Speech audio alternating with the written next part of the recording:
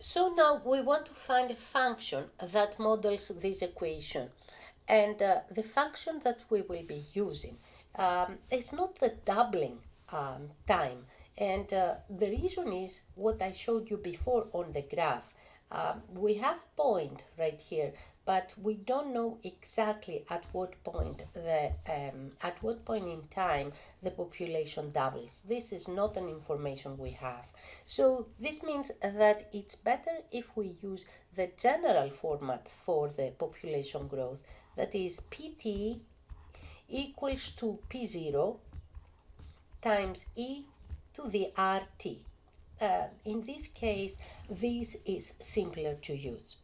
So the first information that we have is from the first point right here, n is equal to 100. So we know that our initial population is 100.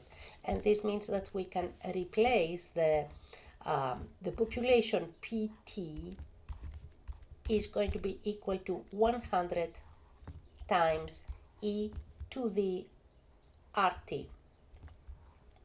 Now the second point right here gives us a relation between the p of 2, because the time is 2 here, and we know that the p of 2 is equal to 225. So we can set up the equation p of 2 that is equal to 225, the growth equation, and this will give us 100 times e to the r times 2.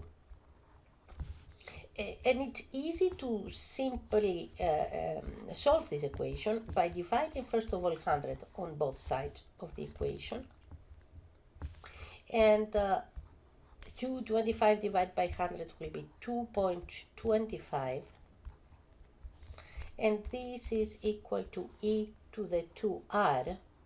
This is an exponential equation on r, that's our only variable here. So if I take from both sides the logarithm, and let's take the ln, because the power that I have is with base e.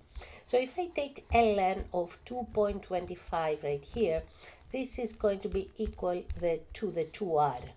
Remember, this is equal to the 2r because I apply the power rule, the 2r comes up here, and I have this multiplied by ln of e, that is nothing else than 1. So I solve now for r, and what I have is r is equal to ln of 2.25 divided by 2. Okay, now in order to find the exact number for r, you definitely need to use your calculator, and if you do that, you will see that the ln of 2.25 is 0.405.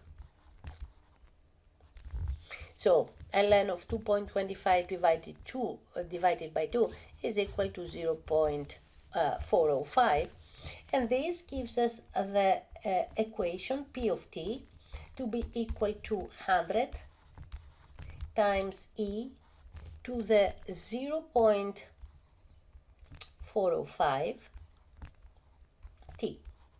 And this is how we identify the r in this equation.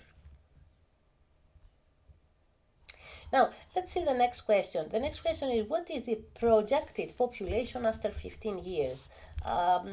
Probably because of the exponent that we have here, we need either to estimate or use a calculator to calculate that. But 15 years means that the t is going to be equal to 15. So what we need to calculate here is simply the p15.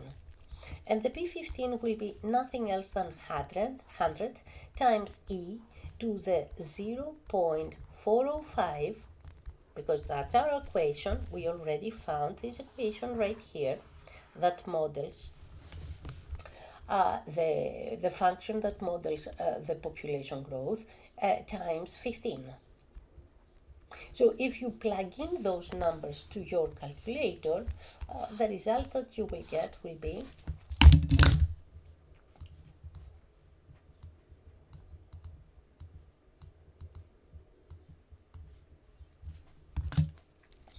equal to 100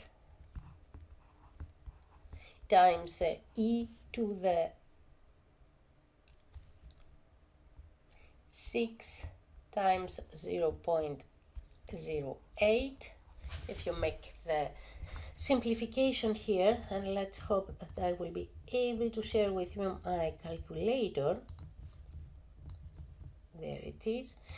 So if you take now 0.405 times 15, the answer is 6.075, 0.8.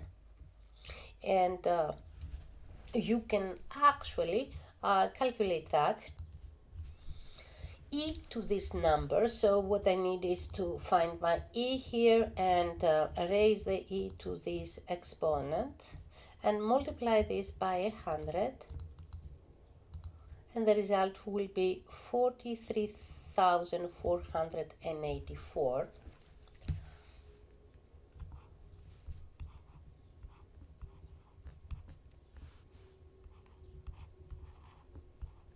bullfrogs in the pond after 15 years. Now, I continue with one more calculation. It says here, estimate how long it will take the population to reach 75,000. So I want now to find out the time, what is my t now, when the pt will be equal to 75,000. So I want these to be equal to 75,000. Okay, so remember that the pt is nothing else than 100 times e to the 0.405 times t. So if I simplify my my equation, I will have 75,000 divided by 100. So I divide both sides by 100 here to cancel out the 100. That is the coefficient of my power. And I simplify here the zeros. And what I have is 750 is equal to e to the 0.405 t. Okay, and I can solve that by actually taking again the ln from both sides. So I have ln of 750 equals to 0.405 t, and I can divide now both sides by 0.405. So I have ln 750 divided by 0.405 is going to give me the t, the number t. Now, if I want to estimate that, I can definitely use my calculator right here in order to estimate the number that I have. So I get 750. I take the the ln of that, and I divide this number by 0.405 to get my t, and this is around 16.35 years. And it is years because I'm looking into t, and t, the units for t is years. So it's around 16.35 years. So if you're asked to estimate the population, as it says here, you can use a calculator to do that. Some of the problems in our software, they are going to be, they will ask you for that, but while we are in class, we are not going to be use calculator, so the problems are going to be a little bit simpler.